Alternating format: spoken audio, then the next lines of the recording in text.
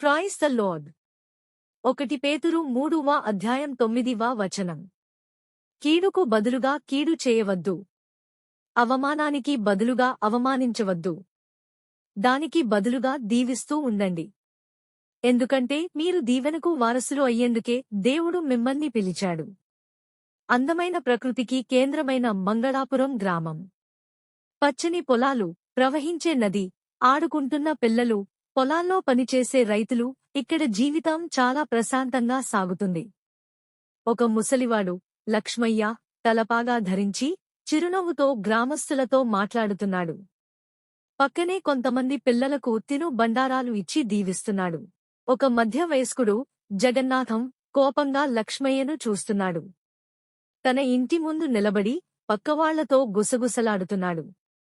అతని ముఖంలో అసూయ స్పష్టంగా కనిపిస్తోంది. అసూయతో జగన్నాథం పొలాలలో మంటలు అంటించాడు. పొలాల్లో పెద్ద మంటలు ఎగిసిపడుతున్నాయి. గ్రామస్తులు బక్కెట్లాతో నీళ్లు పోస్తున్నారు. లక్ష్మయ్య ఓపికగా చూస్తూ, దేవుని ప్రార్థిస్తూ నిలబడుతున్నాడు. దేవా!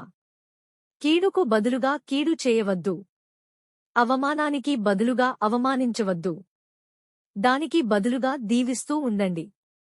ఎందుకంటే మీరు దీవెనకు వారసులు అయ్యేందుకే దేవుడు మిమ్మల్ని పిలిచాడు అని చెప్పారు కదా ప్రభూ, మాకు తగ్గింపు మనస్సును దయచేయండి అని ప్రార్థించాడు. దేవుడి మేలు కొరకు ఇది జరిగినది అని జవాబు ఇచ్చారు. అందు నిమిత్తమే ప్రతీకారం తీర్చుకోవాలి అని అనుకుంటున్న వాళ్లని ఆపేయందుకు బయలుదేరాడు. జగన్నాథం ఇంటి బయట జనం నిలబడి ప్రతీకారం కొరకు ఎదురుచూస్తున్నారు. వాళ్ల ముఖాల్లో ఆగ్రహం, ప్రతీకారం తీసుకోవాలని భావిస్తున్నట్లు కనిపిస్తోంది.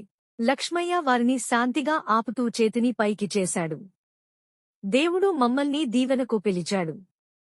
ప్రతీకారం కాదు అనే వాక్యాన్ని చెబుతున్నట్లు చూపించాడు. యువకులు కొంత అయోమయంగా, ఆశ్చర్యంగా చూస్తున్నారు. జగన్నాథంకు గుండె వ్యాధి వచ్చింది.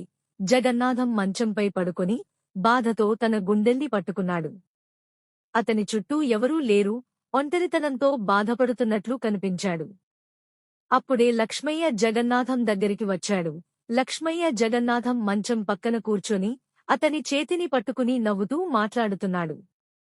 నేను తప్పు చేసిన నువ్వు నా కోసం వచ్చావు, నన్ను క్షమించు, జగన్నాథం అని కన్నీళ్లు పెట్టుకుని, తన తలపై చేయి పెట్టుకుంటున్నాడు.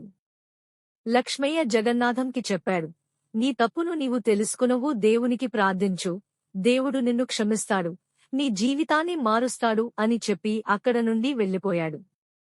జగన్నాథం ఆలోచించుకుని ప్రార్థించాడు. దేవా నన్ను క్షమించు అని అడిగి తన తప్పును తెలుసుకున్నాడు. కొన్ని రోజులకి జగన్నాథం ఆరోగ్యం బాగుపడింది. జగన్నాథం పూర్తిగా మారిపోయాడు. జగన్నాథం గ్రామస్తులను సంతోషంగా చూస్తూ చిన్న పిల్లలకు మిఠాయిలు ఇస్తున్నాడు. జగన్నాథం ని అందరూ గౌరవించసాగారు. అందరూ ఆనందంతో ఆ ఊరు అంతా ప్రశాంతంగా మారింది.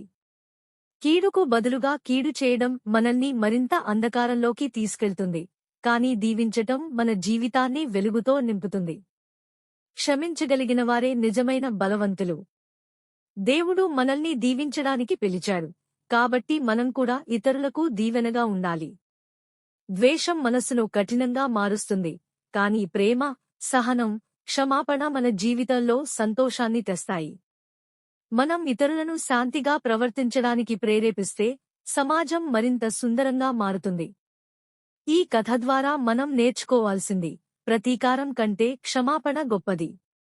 దీవించడం ద్వేషాన్ని కరిగించగల శక్తివంతమైన ఆయుధం. Thanks for watching.